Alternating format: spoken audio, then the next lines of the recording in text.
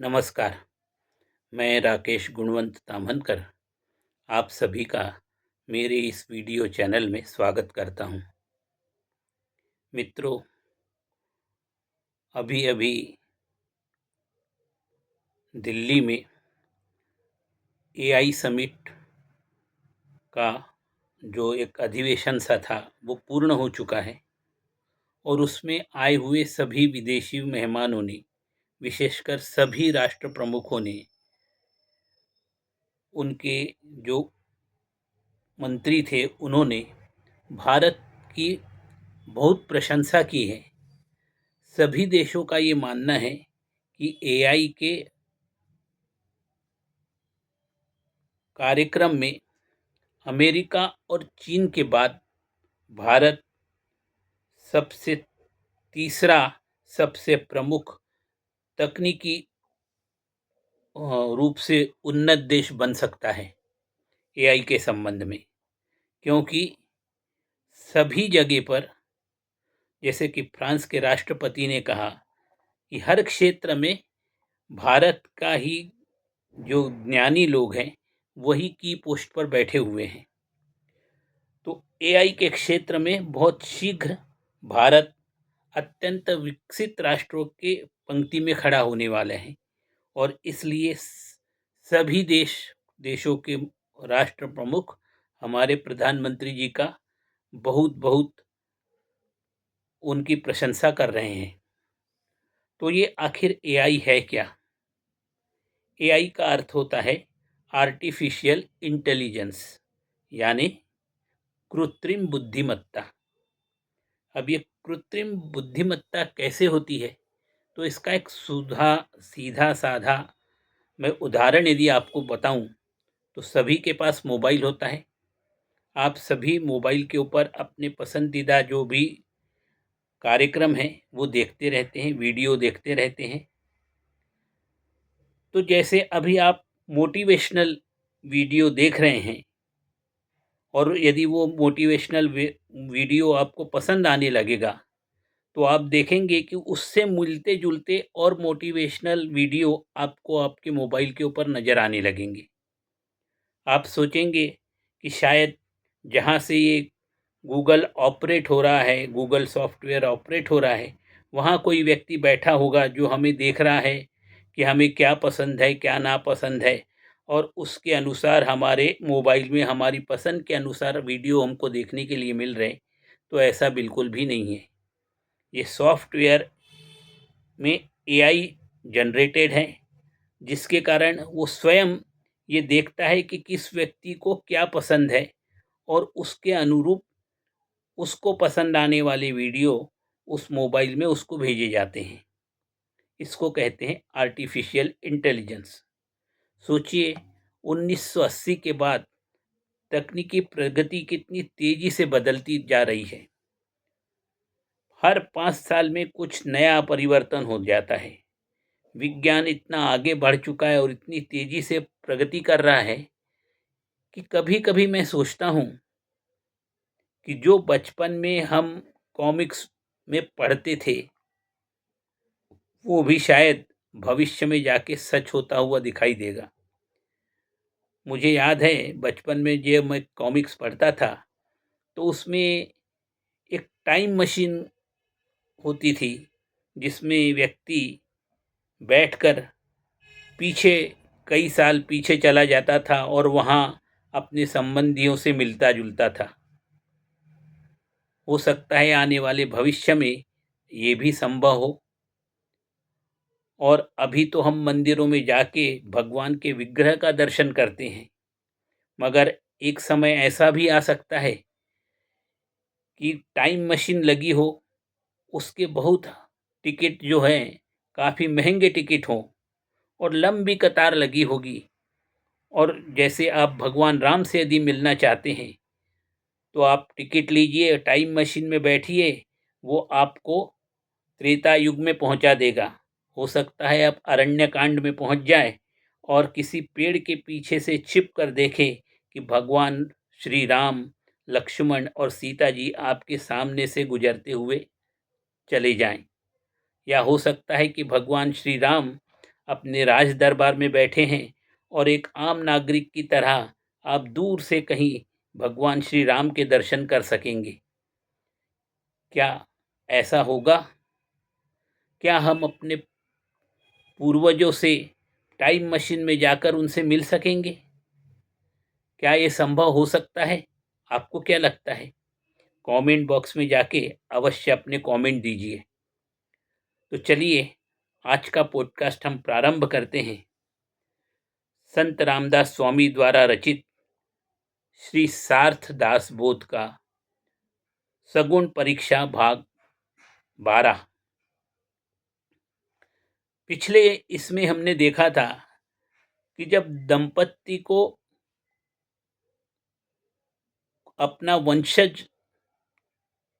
वृद्धि करने के लिए कोई संभावना नहीं दिखती, तब वो जादू टोना अंधविश्वासों में आकर अनेक प्रकार के महापाप कर बैठते हैं और अंतोगत्वा कुल देवी की कृपा से ही उनको पुत्र रत्न या कन्या रत्न की प्राप्ति होती है। तो संत रामदास स्वामी कहते हैं अंधविश्वास नहीं करना चाहिए, भगवान के ऊपर अपनी दृढ़ निष्ठा होनी चाहिए, संपूर्ण भक्ति भाव प्रेम पूर्वक श्रद्धा पूर्वक भगवान का पूजन करना चाहिए, तो भगवान आपकी इच्छा अवश्य पूर्ण करते हैं। तो संत रामदास स्वामी ने इसमें एक दूसरा पहलू भी लोगों को विचार करने के लिए सामने रखा है। संत रामदास स्वामी कहते हैं कि पति पत्नी को पहले तो पुत्र रत्न की प्राप्ति ही नहीं हो रही थी। इसके लिए अनेक प्रकार के उन्होंने वैद्यकीय उपचार किए, फिर भी सफलता नहीं मिली। तो जादू टोना अंधविश्वास पर रखकर अनेक प्रकार के जो इसने जो भी बताया वो कर्म करके देखा। अंतोगत्वा कुल देवी की कृपा से उनको एक पुत्र रत्न की प्राप्ति हुई और फिर कुछ ऐसा योग बना कि उसके कुछ बच्चे आंगन में खेल रहे हैं तो कुछ बच्चे रेंग रहे हैं। तो पत्नी के गर्भ में एक बच्चा और आने वाला है। इस प्रकार उसके वंश में वंश वृद्धि बहुत तेजी से होती जाती है। जैसे जैसे पुत्रों की गिनती बढ़ती चली जाती है, घर में संपत्ति का ह्रास होने लगता है, यानी घर की संपत्ति कम होने लगती है। जैसे जैसे बच्चे बढ़ते चले जाते हैं, घर में आमदनी कम होने लगती है और घर में जो बचा कर रखी हुई संपत्ति है वो भी खर्च होने लगती है और इस प्रकार वो व्यक्ति गरीबी की राह के ऊपर निकल पड़ता है। संत रामदास स्वामी कहते हैं कि छोटे बच्चे जो आंगन में खेल रहे हैं, जो बच्चे रेंग रहे हैं, पिता के गोद में हैं और एक माता की कोख में आ चुका है, तो वो ऐसा व्यक्ति विचार करता है कि मैं इतने सारे बच्चों का पालन पोषण किस प्रकार कर सकूंगा। संत रामदास स्वामी कहते हैं दिन प्रतिदिन उस व्यक्ति का खर्च बढ़ने लगता है, परंतु संपत्ति का स्रोत जो है वो रुक जाता है। जहाँ से उसको संपत्ति की आय हो रही थी वो मार्ग रुक जाता है। उसकी जो कन्या है वो अब शादी की हो चुकी है और सही समय में कन्या की शादी कर देना ये उसका परम कर्तव्य है। उसके कारण पिता अपनी कन्या की शादी कैसे करे इसके बारे में चिंतित होने लगता है। दोनों माँ बाप चिंतित हो जाते हैं, क्योंकि शादी करना आसान काम नहीं है। उसके लिए धन की आवश्यकता होती है और उसके पास तो धन की कमी होती चली जा रही है। रात को सोते समय वो विचार करता है कि मेरे माता पिता के पास तो विपुल धन संपत्ति थी उनका समाज में बड़ा मान सम्मान था, परंतु समय अब बदल चुका है। माता पिता है नहीं और उनकी जो संचित संपत्ति है वो भी धीरे धीरे कम होती चली जा रही है। इसका प्रमुख कारण घर में पैसा कमाने वाला एक व्यक्ति और उसके ऊपर आश्रितों की संख्या बढ़ती चली जा रही है। इस कारण अत्यधिक खर्च होने के कारण जो संचित संपत्ति है वो भी खर्च होती चली जा रही और वो परिवार गरीबी की तरफ आगे बढ़ने लगता है। इस प्रकार उसका प्रपंच चलते रहता है। खाने वाले बहुत, कमाने वाला एक। इस कारण वो जो घर का प्रमुख मुखिया है वो अत्यधिक चिंतित हो जाता है। संत रामदास स्वामी कहते हैं कि पुत्री शादी के योग्य होने के कारण उसकी शादी की चिंता भी माता पिता को सताने लगती है, परंतु शादी के लिए आवश्यक धन की उपलब्धता उसके पास नहीं है, तो वो शादी कैसे करे। फिर उत्तम वर प्राप्त करने के लिए अधिक धन भी खर्च करना पड़ता है, तो ये उसकी चिंता का मुख्य कारण बन जाता है। यदि अपनी कन्या का उचित समय पर विवाह नहीं किया तो समाज में मैं मुंह दिखाने के लायक नहीं रह पाऊंगा, ऐसा भी वो सोचने लगता है।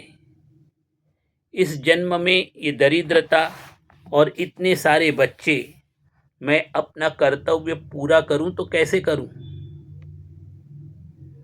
यह विचार और चिंता उसको सताने लगती है। लोग पूछेंगे कि तुमने इतने पुत्र उत्पन्न क्यों किए। समाज में मान सम्मान घटने लगता है। वो ये सोचता है कि मेरे माता पिता ने भगवान से नवस बोलकर मुझे प्राप्त किया था, तो मैं अपने पिता के सम्मान को ठेस नहीं पहुंचने देना चाहता। परंतु मेरी बेटी की शादी बिना कर्ज लिए तो हो नहीं सकती, तो मैं क्या करूं।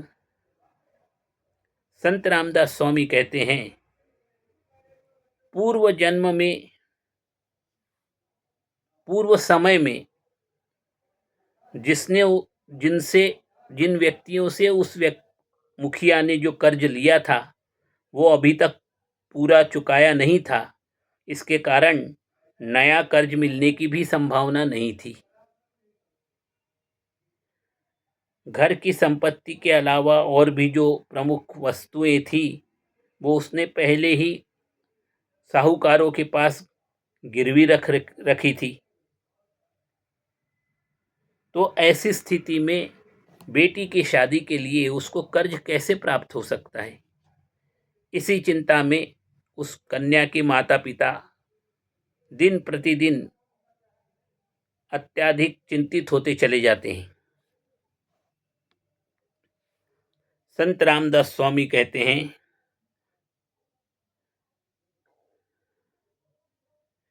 कि जो कुछ छोटे मोटे सामान, बैल जानवर जो थे, उनको बेचकर वो मुखिया कुछ पैसा एकत्रित करता है और कुछ समय बाद उसको थोड़ा बहुत कर्ज भी प्राप्त हो जाता है और उसके कारण वो अपनी बेटी की शादी अत्यंत धूमधाम के साथ पूर्ण करता है। तब समाज में लोग कहते हैं कि इसने अपने माँ बाप का मान रख लिया, माँ उनके सम्मान को ठेस नहीं पहुंचने दी, परंतु वास्तव में वो कर्ज लेकर अब दिवालिया होने के कागार पर पहुंच चुका होता है। उसके पास जो भी छोटे मोटे सामान थे वो सब गिरवी रखे हुए थे। कर्ज लेकर उसने जो कन्या की शादी की उसमें अपनी अमीरी का झूठा दिखावा किया था और उससे लोग, समाज के लोग प्रभावित होकर उसको कह रहे थे कि इसने अपने माता पिता का सम्मान बचा के रखा हुआ है, परंतु वास्तव में स्थिति अत्यंत करुणाजनक और चिंताजनक हो चुकी थी, क्योंकि कर्ज ले लेकर वो साहूकारों का कर्ज फेड़ नहीं पा रहा था। आय का स्रोत बंद हो चुका था। घर में संपत्ति की आय नहीं के बराबर थी, तो कर्ज कैसे चुकाया जा सकता था। और इसके कारण वो कर्ज के बोझ में और अधिक दबने लगा था। और एक समय ऐसा आ गया कि अब वो दिवालिया होने के कगार पर पहुंच चुका था।